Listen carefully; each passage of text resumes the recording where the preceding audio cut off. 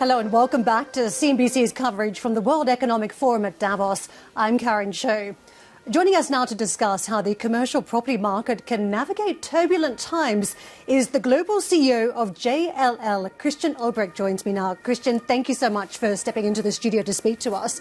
It's been a fascinating sector for many people. The banks are watching closely. I know a lot of businesses are also tracking what's happening in the commercial real estate space. It's been a difficult 2023 thanks to tighter monetary policy than we've had in years. What does this year hold? Well, we hope that we have seen the trough on the transactional side. Transactional volumes have come down very, very significantly, more than they have during the GFC. So we should have seen the bottom and getting slightly out of it. People will watch the debt situation all around the world. There's more than 3 trillion of debt becoming due in commercial real estate over the next 24 months. So that can impose a lot of opportunities, and here and there some challenges. Speaking of the challenges, how hard is it to refinance? Because I think many of the markets still have concerns about the structural changes that have taken place in the sector. Yeah, that is especially applying to the office sector.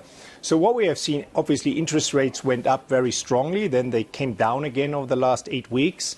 But what we still see is that spreads are still pretty high up, and the request for equity is very high. So refinancing those 3 trillion will be more challenging than we had seen in previous cycles. So let's see how that plays out.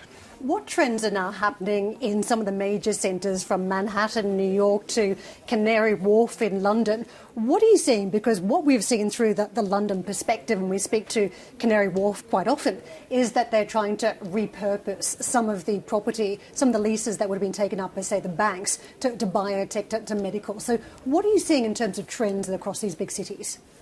Yeah, I mean, especially when you have a very strong office footprint, the owners are trying to reposition some of those buildings. Canary is a great example, which was very focused on office space.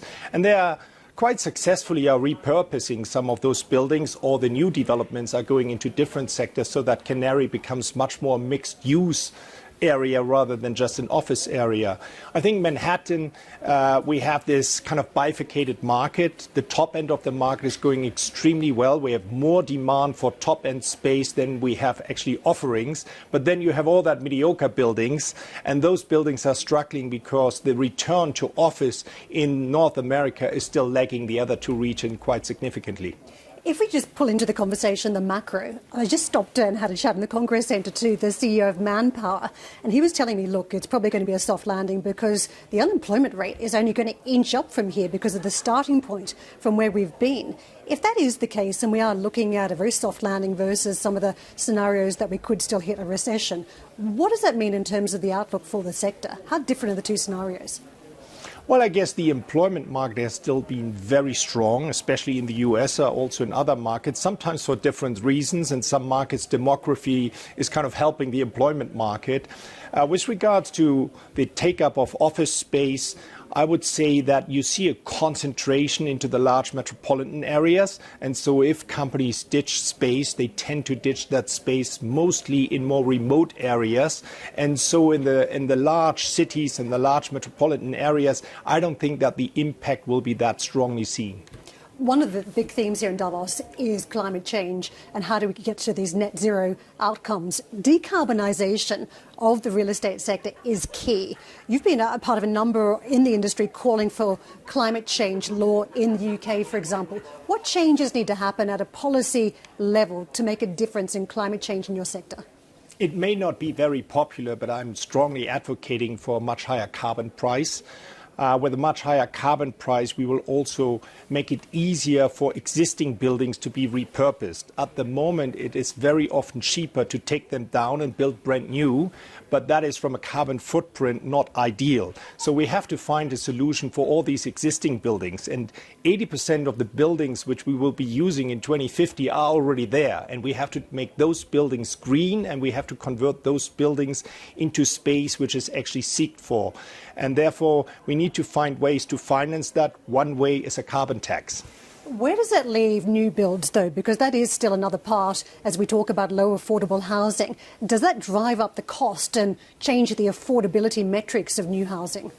Well, the affordability issue, which all cities face all around the globe, is a completely different topic. And that is not easily be solved by the private sector. Because at the end of the day, if you want rents to be significantly below construction cost, somebody has to pay for the difference. And you either have a direct subsidy for the person who is actually taking up this space, or you need other forms, massive tax breaks for the ones who are developing and owning that space. But that is something which has to be solved in partnership between the public and the private sector. What jumps out has been the amount of politics around just some of the home improvement measures. We're seeing it in heat pumps in Germany to home improvements around gas boilers in the UK. Highly political because these are expensive measures. Do governments just need to dig deep and make it happen? Well, again, if you are applying the concept of a carbon tax, that will probably be solved by itself, because then the market will solve it. If it becomes too unattractive to use your existing heating system, you may move to another heating system. And so I'm not a big fan of these kind of granular regulation where they impose people to do something very specifically. We should leave it to the people how they want to solve it, but we should use the carbon tax to nudge them into the right direction. Let me round out the conversation by asking about China. The Chinese premier has given a live speech here in Davos today talking about the growth in China. But I think many China watchers are looking at the overhang of the property sector still. 3 years where we've seen issues. What do you make of the potential for some sort of stability or improvement in the Chinese property market this year? Well, we should never underestimate such a vast economy, and they have shown tremendous successes in many, many sectors. Yes, indeed, there is a challenge around the property sector, and that will not be solved overnight. But overall, the Chinese economy will get through that situation, and that will eventually also then help the property market in China again.